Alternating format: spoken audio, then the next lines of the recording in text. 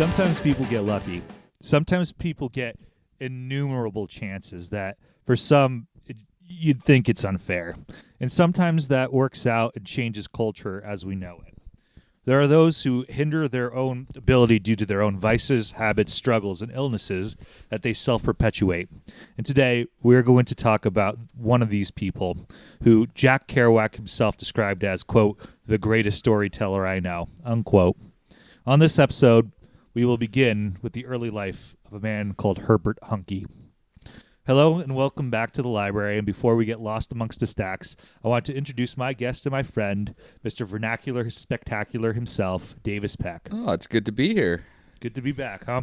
Yeah. Well, welcome, Davis, and I know we've chatted about it, but have you heard or done any research on Herbert Huncke himself? No, I got intimidated by the name.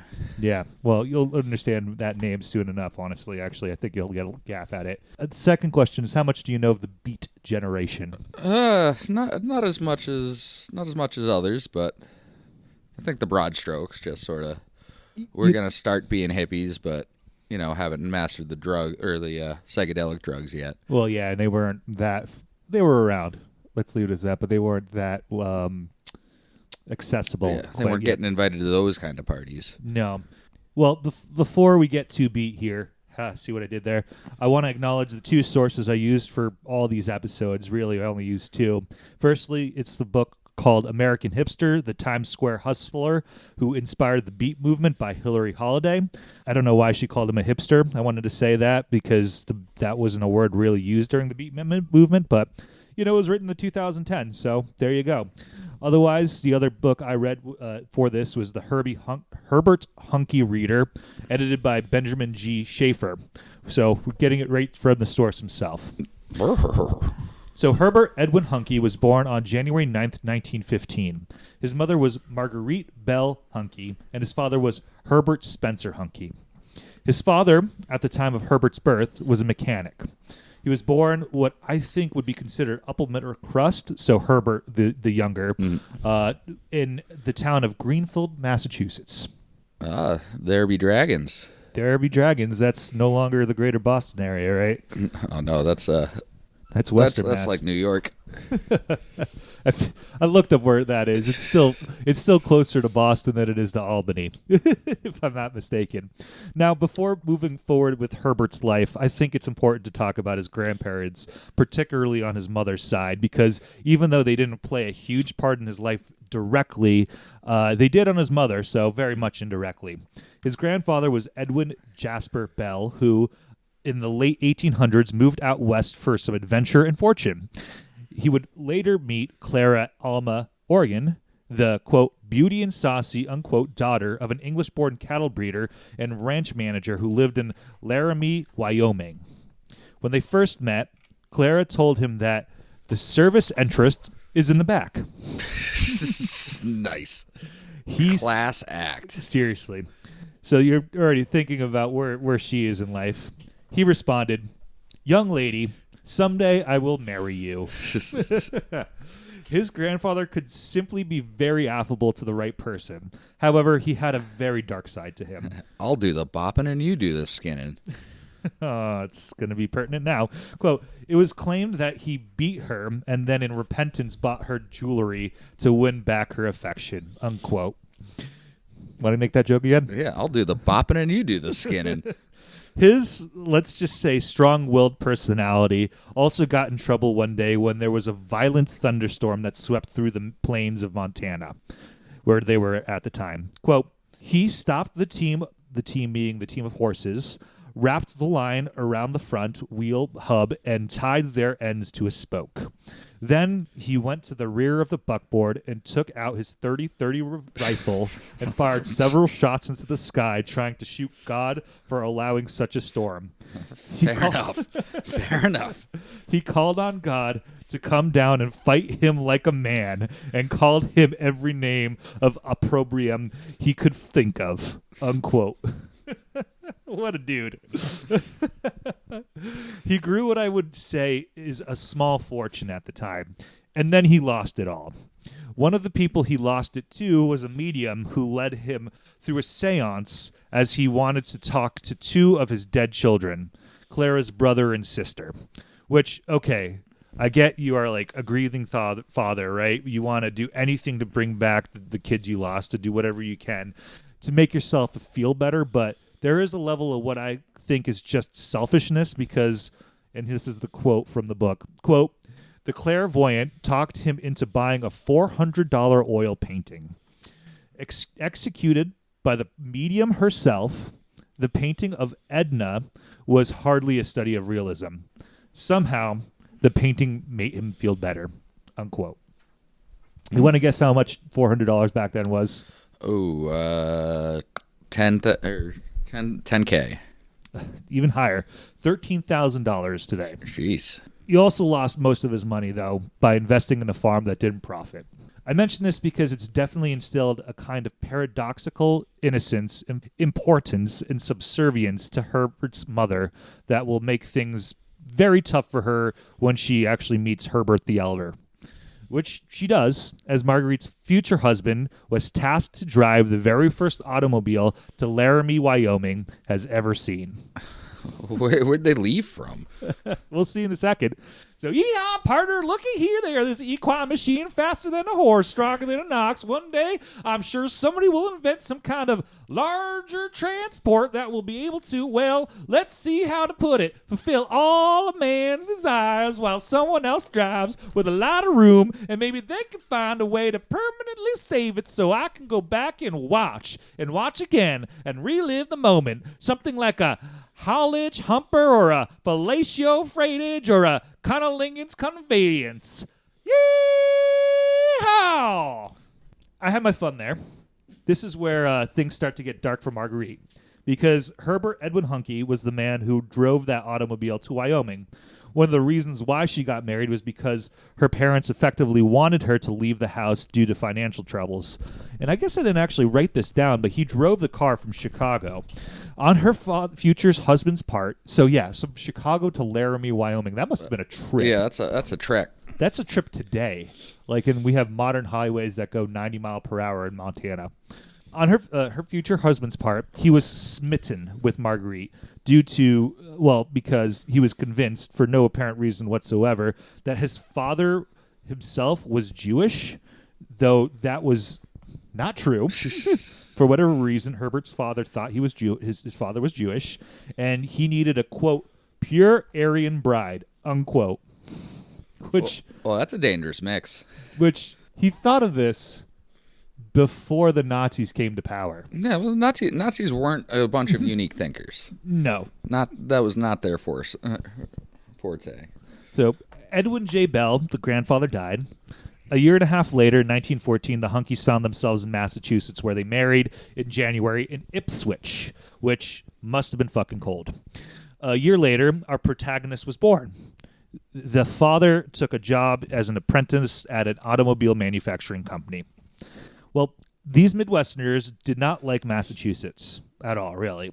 They moved to Detroit for a year, where his brother, Robert Bradley Huncke, was born, and in late 1919, early 1920, somewhere around there, they moved back to Chicago, where these hard-drinking socialites would thrive in Al Capone's Chicago throughout the 1920s. Nope. I'm going to say that they never met Al Capone. Just have to say that. I did this to ground the story. In my view, grounding it is like grinding. Sure, you can try it just to hit your flours in a bowl and roll it and all sticky, but you're going to get a better experience if you put the extra work and turn the bud into some fertile soil. Okay. Yeah. I don't know why I wrote that, but I'm going to keep it there. Mixing your metaphors there, bud. Now, we are talking about a childhood in the 1920s here. So if you can imagine, parenting standards were not today's standards. Oh, no. Had the rule of thumb been invented yet? I mean, yeah. I mean, I also think that's Irish, but whatever. Yeah, I think it's common law. Is it common law in America? Well, that's its own thing. Huncke tells a story of him being left alone overnight one night when in a summer cabin his family and family friends would often stay in. They assured him they'd be back by next morning. Presumably they went out to party. This is what he writes of the experience. I became aware of the sky, which had turned a wild, furious crimson from the huge, glowing red disk of the sun radiating shafts of gold and at rushing speed plunged below the horizon. I stood, nearly riveted to the spot, bathed in pinkish tint and surrounded by almost red world, everything reflecting the sunset, and filled with awe and an inward fright. I felt the instantness of my being alone. And although I've suffered acute awareness of loneliness many, many times throughout my life, I've never since, in quite as thoroughly or traumatically as on that evening when all the world turned into burning flame and it was as though I was already in the process of being consumed. Oh, he's got some demons. I picked this as the first bit of writing because this comes from probably his most famous short story collection called The Evening Sun Turned Crimson, which it's the same name of the story there. It's I think it's emblematic of the way that he writes throughout all of it, and I think he's just an excellent writer. Herbert's school days weren't particularly impressive or bookish. After all, this was the Roaring '20s, and frankly, Herbert didn't let things like school or simple concepts like the law bother him. Nor did it seem to bother his parents, nor many middle-class Chicagoans in particular, but Americans in general. When they thought of prohibition, they didn't really follow it, except for a certain religious aspect in this country, right? Mm-hmm. I gotta love those Puritans. According to Herbert himself, his parents wanted to raise him and his brother to feel entitled due to his father's deep roots and success as a salesman in Chicago, and his mother's money and Western prestige, because even though her father lost a lot of money, her mother was able to store quite a bit of it on the side. Yeah. Nice. So one hand didn't know what the other was doing. Yeah, it was one of those really smart moves on her part, I think. It's like, yeah, my husband's an idiot. I'm going to squirrel some away. Yeah, there's $13,000 worth of a horrible picture of our dead daughter here. Herbert stated of his parents, and all of his relatives actually, quote, "They were the snobs of the worst sort. They had nothing to be snobbish about, except perhaps background," unquote. Herbert Huncke, the elder, and his family were deeply rooted in Chicago. His paternal grandfather was Erich Wilhelm Huncke, who came from the Lippe region in Germany in the 1860s, went to Iowa, where he invested in real estate, married Matilda Heidenheim, and then was like, LOL, Iowa be too flat, and found his way to Chicago, where he found more success. Now, Chicago is a city that sparks my curiosity mostly because it really is a true example of 19th century America boom towns. I'm going to have, really to simplify things here and apologize for not doing the Native American history justice, but the region was inhabited by the people who were part of the Miami Confederacy. No, not that Miami. Chicago is the Frenchified version of a Miami, Illinois language for the word that means both a type of wild garlic grown in the region and also a skunk. Oh, I guess that stands to reason. Yeah, that was exactly what I thought when I read that. Must have smelled pretty bad. Yeah, between that and the slack water. Yeah. Historians tend to agree that August 4th, 1830, so they even have a date for this, was when the location would officially be recognized as Chicago, which is impressive. There aren't a lot of times where you can just date something like that. Yeah. And almost immediately did white settlers flock to the area. By the 1850s, the construction of railroads made it become a central hub connecting the Midwest and Eastern states. By 1870, it became the second largest city in the U.S., one of the largest in the world by that time, and all within 30 to 40 years of existence, and all for it to just burn down the Great Fire in 1871. That didn't stop the Chicago spirit. Between 1870 and 1900, the population exploded from basically 300,000 to 1.7 million people. Oh, geez. Yeah, I know, it's impressive. It's genuinely impressive. It was during this rebuilding period that right after the Great Chicago Fire, that Eric Huncke came to Chicago when the city was literally being rebuilt from the ashes, as over 17,000 buildings, 3.3 square miles burnt down, and leaving 10,000 people homeless and killing, honestly, only 300, which is lower than I expected. I'm frankly surprised by the unhoused number. That seems lower than I would have expected as well. Yeah, I mean, they didn't have that many people at the end of the day, but that was 300,000 people. Who knows? 3.3 square miles, too, when you're thinking about it. They probably also still had a lot of farmland and that kind of stuff. So what is that in 9/11s? It's, I don't know. In regards to deaths, that's 1/10 of a 9/11.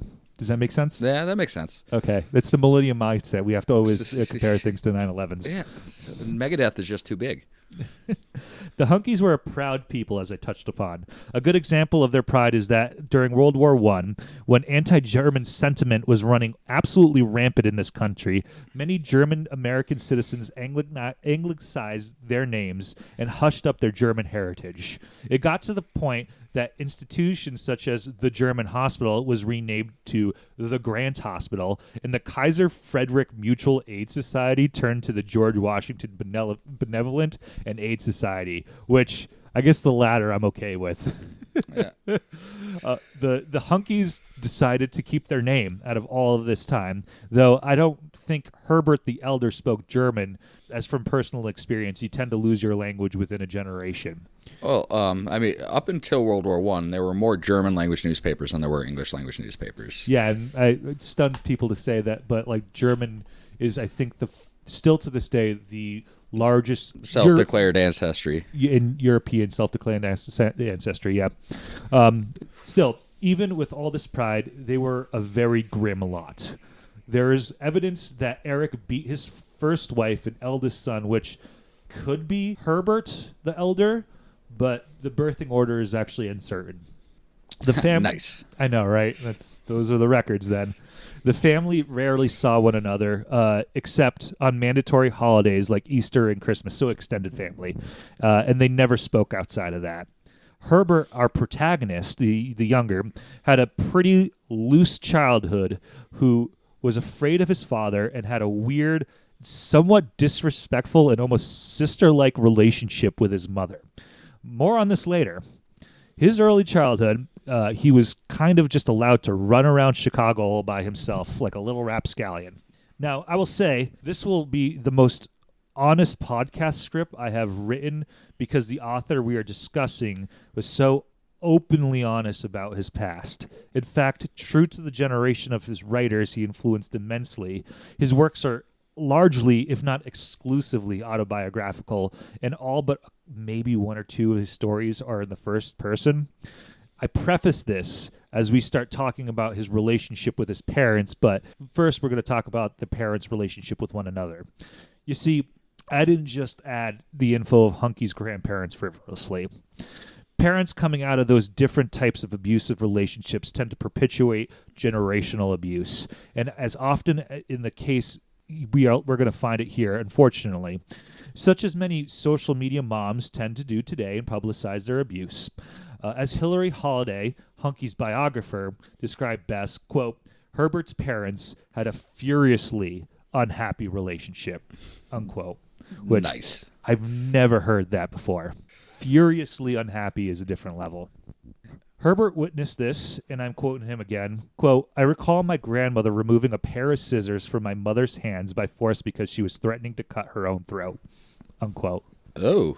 Things are only going to get darker later on, but right now we'll just say that it was probably one of the darker things I said in this podcast episode. We have to rewind a little further back in time, back to the Hunke's wedding. This is Herbert talking about his mother. This is going to get dark, though. I probably have to retract that statement. Sorry. There was no doubt at all about her virginity. Not that it would have mattered too much to him. He knew so little about sex. He was so crude that the first night of their marriage terrified her. He also stated this at another point. My father, although he knew what sex was, had no feelings for the tender aspects of it. Immediately after the marriage, as soon as the reception was over, he grabbed her by the arm and wham, bam, It left her hysterical. She remained frigid for many years after. Yeah, I don't blame her. That was tough because it was rape. But I think I need to explain the 2 reasons why I added that to the script. First, sex is going to be a massive part in Herbert's life up until it isn't. And that reason will become abundantly clear later. Well, was it self-inflicted or was it some sort of horrific accident? Let's say self-inflicted. We are going to talk a lot about sex because we will need to in order to understand where Huncke started and where he ended. Second, ask yourself, why did he know such horrific and intimate details about his mother's sexual life? Oh, because the siblings were radically honest with each other. It's because his mother was so deprived of sexual knowledge. Oh, Jesus. His mother confided in him and even asked for his counsel about sex as he was growing into sexual maturity as a young person. Still, he was a kid at this point. What was the age gap between his mom and his dad? I don't know, actually. It's a good question. I don't think it was that large. This is again, quoting him in a story he titled Brief Autobiography Part 2. Quote, I was startled to realize how much more about sex in the world I was aware of than she. She was lonely, and upon discovering I was no little boy, but someone who could talk to, she began talking, unquote. He later said this to a friend. I did turn her on, and then quickly added, only to pot. And she didn't like that too much. Of course, we know that this is profoundly gross and a form of abuse I've never, ever heard of before, right? No, it's just grooming. Yeah, kind of. By every definition, coming up shortly after some of these incidences, and his first sexual experience was when he was assaulted by a 20-year-old. He wasn't raped. It was still assault. I will say that, but I'm not going to go into too much of the yeah, no need incidents. to split that hair. Yeah. But I'll reduce that to people's imagination, and you can read all about it. He writes about it. Huncke's own writing on this makes it sound like a goofy, laughable scene, actually. Instead of understanding the danger he was put in, he writes that his first sexual experience with anyone, his first sexual experience other than anybody his own age. This happened when Huncke was 8 or 9. That's a hell of a qualifier for an 8 or 9-year-old. I know, right? It's hard to laugh, but it's crazy. According to him, he became sexually active and steadily so by the time he was 11. His father's form of abuse was more mainstream, is the way I would describe it. I don't think there was a lot of physical abuse, but little Herbie would sit and listen to stories his maternal grandmother would tell of Montana, of cowboys and horses, and he would add to these tales, which would get more elaborate as they kept telling the stories. Herbie loved his maternal grandmother, very much so. And from everything I read, they had a great relationship. This must have been a fun child activity for him to talk to his grandmother like this. His father, however, became full of rage and resentment towards both his son and his mother-in-law. He told her, quote, she was making a goddamn sissy out of me, quote, which sissy nowadays is a different derogatory term. It means that he was making him a gay human being. That was what he was fearing. As his mother grew more dependent on him, as her relationship with her husband disintegrated, and as Herbert resented the son that bore his name, he looked for a way to escape, and we would find that very soon. You see, he didn't read much in his youth. It wasn't until later on in his life that he started picking up books like Dostoevsky and the great Russian classics that would also influence the Beat generation, as well as other previous classics that are American written at the time. However, there was one book that he really enjoyed called The Great White Hag by an author known as Francis Beating. Are you familiar with this? No? I am not, but that title is filling me with foreboding. It's kind of a fun thing, honestly. I could only find one copy of it anywhere, and it's at the Boston Public Library. So nice. If you're at the Boston Public Library, go rent it out. Francis Beating was a pseudonym for co-authors Hilary St. George Saunders and John Leslie, both of whom worked at the League of Nations. Nice. I know, right? Wild. The plot of the book is that an American banker, whilst vacationing in Switzerland, falls in with cocaine smugglers. This banker, along with an American detective, has to take down this evil gang. But before that happens, he is imprisoned in a castle and forcibly drugged with that pure Colombian snow. That's right. He turns to drugs. Huncke had made up his mind that he'd do drugs as soon as he could get the chance. As Holiday, his biographer, writes, quote, even as a young adolescent, he had decided that the risk of addiction were necessary part of the romance, unquote. And there we have it. We're 5 pages into a 30-page script, and he's barely 11 or 12. Yeah, and he's just now starting his literary journey. He's also starting his lifelong obsession and addiction with drugs very soon. I cannot tell you, Davis, what would go into a kid's head that says, I want to do drugs at the age of that young. Like, that is some toxicity. Well, I'm still having a hard time wrapping my head around cocaine smuggling in the 20s. Like, wasn't it it was in Coca-Cola still?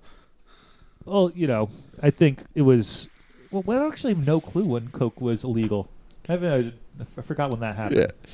Well, I thought that was like earlier, but who knows? But I know we didn't start passing drug laws until much later. Well, it was prohibition, so that's passing the biggest drug laws that ever existed. Don't kid yourself. Alcohol's not a drug. It's alcohol, right? That's why they separate it. It's the water of life. I don't think it'll surprise you that Huncke's parents eventually separated.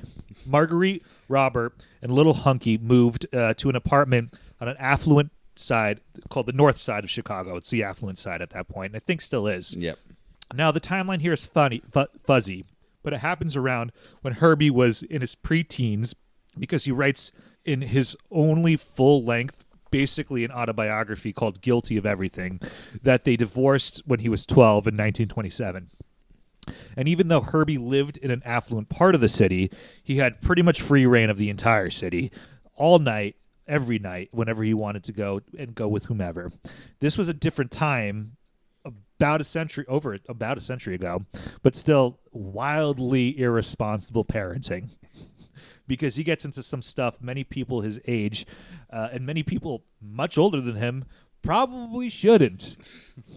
Uh-oh. Here I am going to introduce his 2 childhood friends, brother and sister Donna and Johnny. Their mothers happened to be one of the few divorced women at the time and lived around in the same apartment complex or near one another. In Guilty of Everything, Herbie states that he met Donna and Johnny when they were first 8 or 9, so a few years before, but it sounds like his parents were separated at that point. Again, it's fuzzy. But what is clear is that Herbert wrote that, quote, the 3 of us were rather wild. We began smoking almost immediately, and I did it openly before my mom, in front of my mom, offering a choice of doing that or her not seeing, but knowing I was sneaking around and doing it anyway, unquote. He continues, quote, as a disciplinarian, my mother was completely ineffectual, and from that point on, I was almost entirely on my own and came and went as I choose, unquote. Johnny was a whole year older when they first met, and at this point in the story, we're moving a few years. They were precocious for 12. Donna was his age. Between the siblings, Herbie became closer to Donna, while Johnny would find them stuff to do. It might not surprise you then that the 3 graduated from cigarettes to pot to heroin pretty quickly at a young age. Nice. He would also drink, as of course he did. This was prohibition in Chicago. True to form, a random taxi driver gave him their first joint, but they didn't know how to inhale, so they didn't feel anything, which is very relatable. Yep, no, that's I think that's everybody's first experience. But imagine just some random, probably Italian or Irish taxi driver at the time stopping.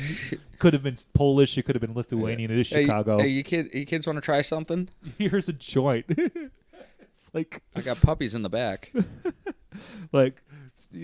come here, kid, in my van. I've got candy. But, like, instead just randomly handing out joints on the streets. So this is the one time the D.A.R.E scenario actually happened. Seriously.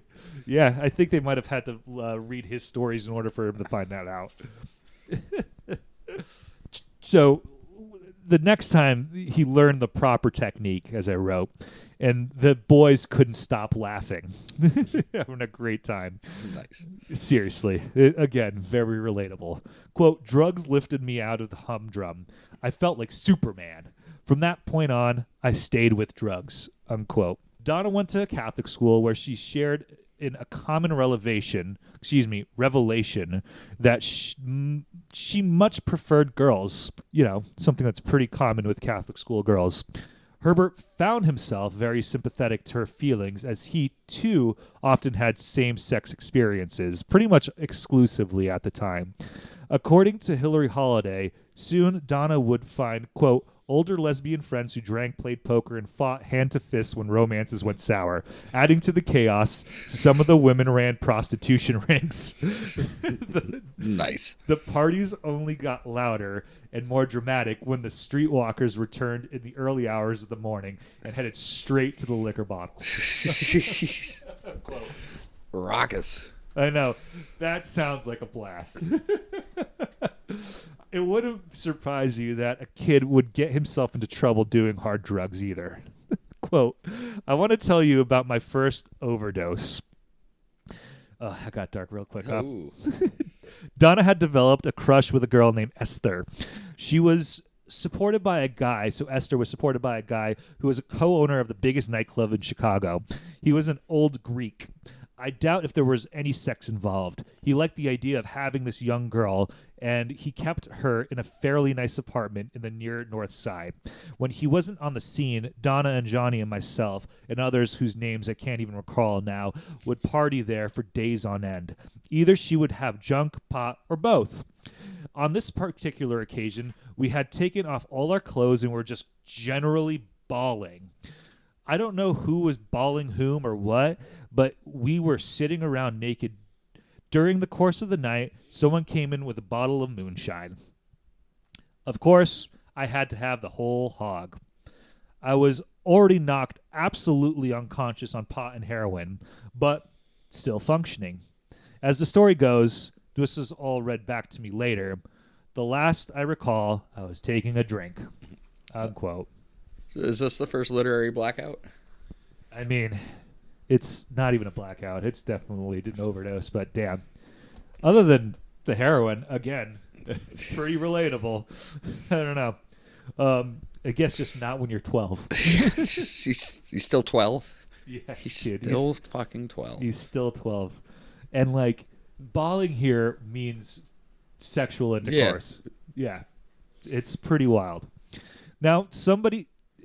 okay, I feel like there's going to be people who listen to this are like going to say there's no way, like discrediting his own personal experiences. But I think it's going to be abundantly clear that this person was honest throughout all his life, and he had no reason to like brag or say this. Otherwise, it was true. And like, how much quantity do you need to OD a 12-year-old? It can't be that much. No, I mean, and like this, I think the sexual aspect is a pretty crazy part. But I mean, again, like, I think when you read some of his works, he actually really downplays a shit ton of what he does later in his life. So I know that makes sense. And you're gonna see what doing heroin when you start at 12 does to you when you're much later. When it comes down does he get to be much later? Davis, this guy lives a long life. Like a long life. It's unbelievable. Like, truly should not have lived as long as he did. A Keith Richards type? Like, I think Keith Richard would has nothing on them. Now, somehow Johnny was sober enough to dress his friend, run to a doctor that they knew that lived around the corner, and the doctor, quote, injected morphine and strychnine into the nipples of my chest, unquote. I know, right? He was rushed to the hospital where he was given coffee and orange juice, which he threw up all the entire time he drank it, of course. I know. This is the 1920s. Projectile vomiting. There's no other, like, there's no, fuck, what's it called? The shove up your nose for, no Narcan. Narcan. And orange juice, had to be, one of the most expensive liquids around at that time. To just be constantly ralphing up. Yeah. When he finally was sober enough to understand where he was, there were 2 detectives and a very disappointed father near his bedside. Herbie blamed his incident on alcohol, which was partially true, but still totally illegal. However, this was more socially acceptable. This wouldn't be teenagers if there wasn't a little bit of tomfoolery, though, or preteens, maybe teenagers. Donna and Esther decided that they would prank their overdosing friend by dressing him in girls' underwear and loose-fitting pants. Oh, that's got to be a wonderful conversation to wake up to. Quote, when I put my legs over the side of the bed to stand up, my pants dropped all the way to the floor. And of course I was wearing those little dainty briefs. My poor father. He just said, Jesus Christ, what's next? Quote. I mean, it's dark, but he survived a heroin overdose, so there you go. The boy's not right, Peggy. He certainly isn't, and it's totally your fault, Herbert the older. Now, the timeline, again, is really difficult to parse out. The next event we will talk about probably happens before or just after the OD. Now, quoting from the first sentences of Guilty of Everything. Quote, right from the beginning, I was prepared for surprise, ready to have everything swept from underneath me. As soon as I was old enough to manage even a little bit, I ran away. That was when I was around 12. Unquote. And like any good story, it started with a blowjob. Huncke, at that point, had run away, as he just said, and was, quote, about 100 miles outside of Chicago. What happened? The guy got scared because he realized that I was very young. He shoved a $10 bill in my hand, stepped on the gas, and took off, leaving me in some little old town. Here I was with a whole $10 bill, unquote. In the middle of nowhere. In the middle of nowhere. Probably Indiana, probably Illinois. Who knows? In the second sexual assault we talked about getting done on him, the lesson he learned was not that he was sexually assaulted as a boy, but that he could make money using his body, from what I can gather at least from his language, and that it wasn't just something that happened to other people. His goal on this adventure was to make it to New York City. He got as far as Geneva, New York, which... That's pretty fucking far. Yeah. Quote, one thing was always stood out in my memory very clearly. Outside of Geneva, they grow onions, and I had never smelled an onion field before. It was honestly the most refreshing thing I had ever smelled. I thought, God, the world is really such a beautiful place. That was when I first realized there was something beyond all our petty personal quarrels and arguments. My God, the scent of the onions growing was just marvelous, unquote. Again, like, he's writing about the fact that he was sexually assaulted, right? Going through a pretty hard and crazy experience, and all he can think about is the smell of onions. Like, yeah, there's definitely some sense memory going on there. The joy didn't last very long. Someone in town called the cops on this young, presumably dirty and long-haired traveler, and he was arrested. The cop, according to him, was very confrontational and didn't believe him when he told him that he was going to New York City. Quote, the next thing you know, the cop was saying, you know, maybe you're not a boy at all. Oh man, I had never had anyone question my sex before. This was the ultimate, I thought. Maybe you're a girl. Why don't you get up and walk across the room? The teasing continued until Herbie got so mad when he pulled down his pants, which only perpetuated the insults. Eventually, he told him who he was, and the cops called his father while he was crying in his cell because he's 12. Yeah, he's a 12-year-old. The father, putting on a show, said him and his mother were very worried sick, even though they had divorced at this point. There's a gentle moment here, though, from his father, who bought him new clothes and drove him back to Chicago, and Herbert Huncke recalls his father waking him up in the car ride, showing him a beautiful sunset over, I believe it's the Indiana Dunes, right? The national park. I added this in because I wanted to show the complex nature of Huncke had with his family, and because there were a lot of things that happened in this story that I think will be abundantly clear later. Namely, getting paid for sex, his interaction with the police, people questioning his sexual orientation. Well, if Herbert the Younger learned any lessons from these experiences, I can't tell that, and I won't tell you that. Shortly after, when he was 12, they were 12, the trio would become friends with a person named Elsley John. Elsley John was a carnival actor. Elsley John, quoting his biography, American Hipster, quote, "In carnival jargon, Elsley John was a half and half. Sideshow mainstay in the early decades of 20th century. Half and halves physically distributed promotional brochures contained a brief autobiography and photographs. These pitch cards show the performer in profile, emphasizing one gender over the other. In masculine form, he would flex his bicep and strike an aggressive stance. In the feminine, she might gaze in a hand mirror or cup a veiled breast." Unquote.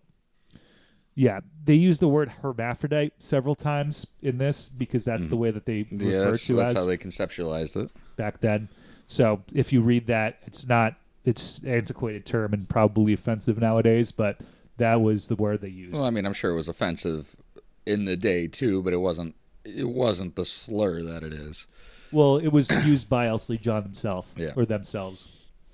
Again, it's pretty hard to put pronouns to this individual who died many decades ago and at that point didn't have the same kind of language and conceptual, identity as we do today. Different conventions. So I wrote, tell me that drag shows never existed before the 2020s, right? Now, Elsley John was an enormous person.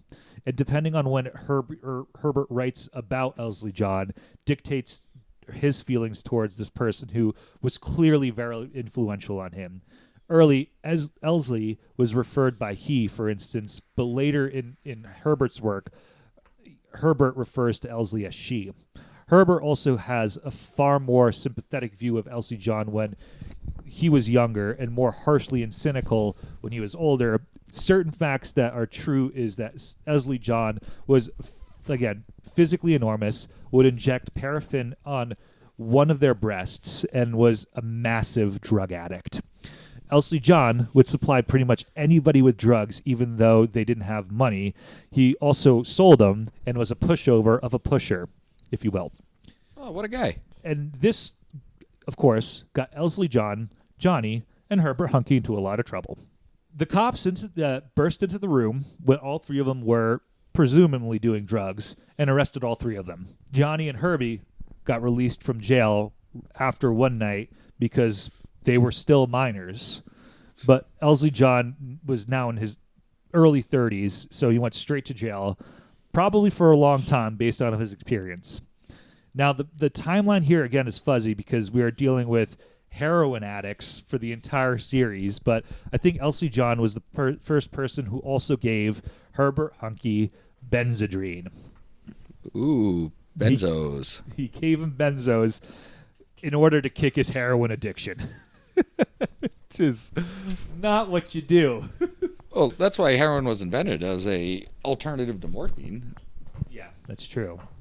What is certain is that Elsie had a massive impact on Herb's life way after their relationship ended and after the arrest.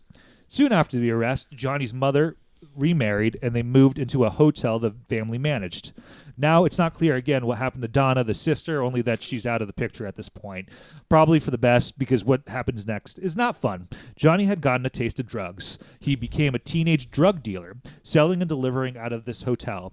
It also helped that a brothel was being run out of one of the floors and gambling parlor out of another.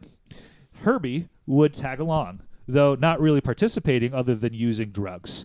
His time in the late 20s Chicago gangster scene would be short. The cops thought he was a crucial connection to the mafia, and one day, while delivering drugs to one of the sex workers, a frequent customer of Johnny's, outside of her room, he was caught by treasury men. who were law enforcement officers who worked in the Prohibition Union in the Department of the Treasury. The Department of the Treasury was the same unit who caught Al Capone for tax fraud. They told him to stop. Johnny ran. The Treasurymen shot him. Was their aim good? Their aim was totally fine because Johnny died.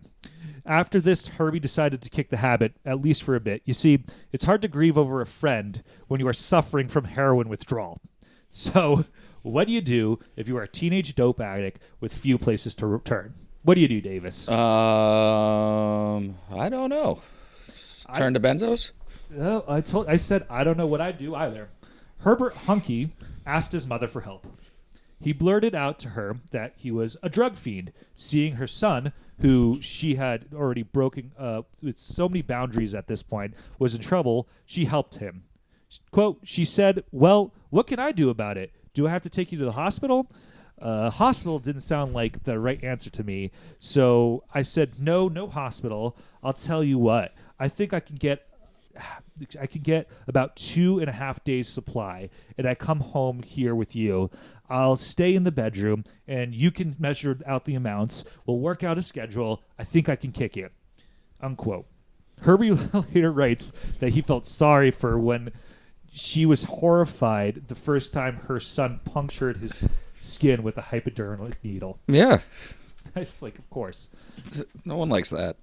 We will fast forward a bit now because Herbert would be a partier through and through, going into the famous Chicago jazz clubs and doing drugs. He would be what was described as some of the greatest jazz clubs of the era, beginning in his early teens throughout basically all his teens. His favorite were, quote, the big jazz mama performers like Ethel Waters, Bessie Smith, and Ma Rainey. Another moment that happened is he found out that his father remarried and had a second family when Herbert was about 15.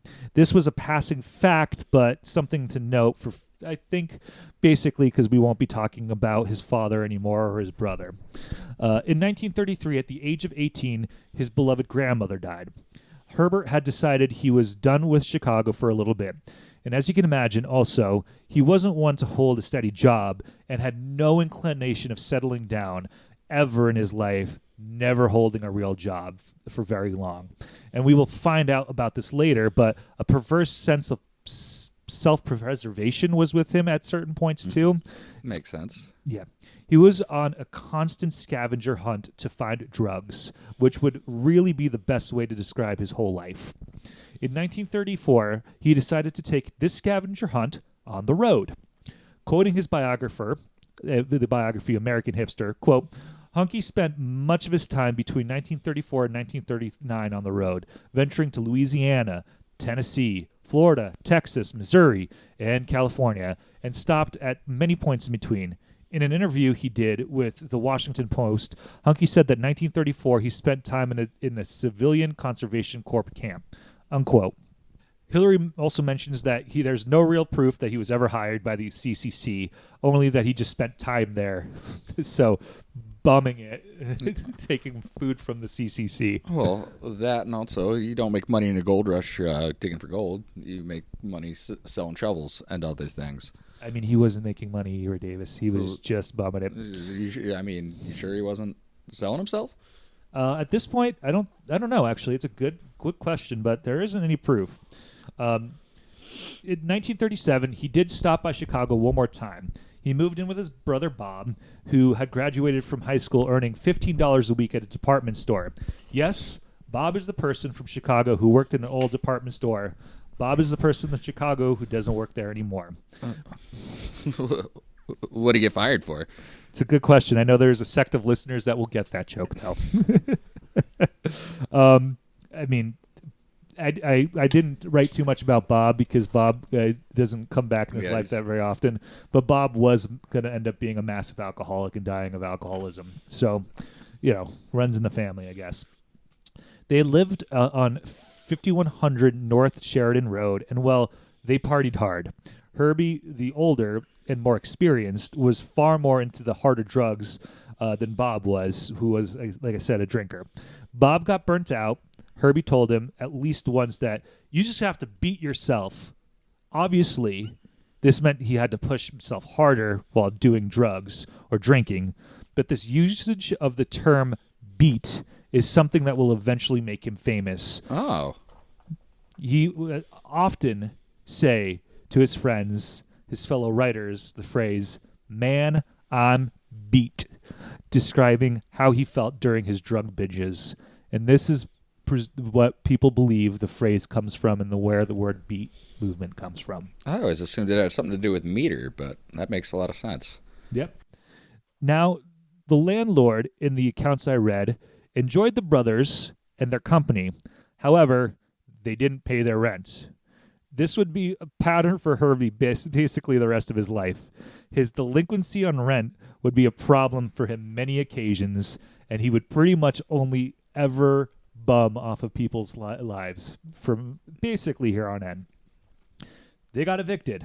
This eviction pushed Herbie to move on with his life. He would travel a little, including a stint in New Orleans where he would write a short story about his time, creatively called New Orleans 1938, which I will not get into as it's a very typical beat genre story, but if you have any morbid curiosity, you should probably pick it up. It's a very dark tale. He found his way ultimately to New York. His presence, in a very perverse and unpredictable way, would change not only literary history, but also sexual education in the ways that will surprise many people permanently. And with that, I will end the episode. Any last thoughts before we sign off on this one? So he is the D.A.R.E kid. Yes. Jesus. He is very much the reason why we have D.A.R.E. Yeah, Davis, do you have any questions about him? He is too many to enumerate. It's, it all makes sense, and it all is completely insane. Yes. I mean, his life is insane.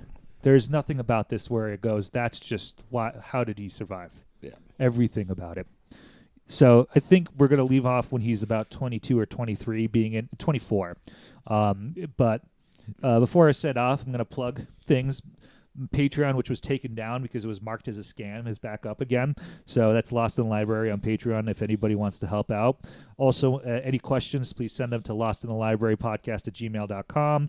Follow us on Instagram. That's Lost in the Library as well. I have a Substack where you can find some of my work. You can read it at Fil Deptula. Just my name. It's in the description of every show.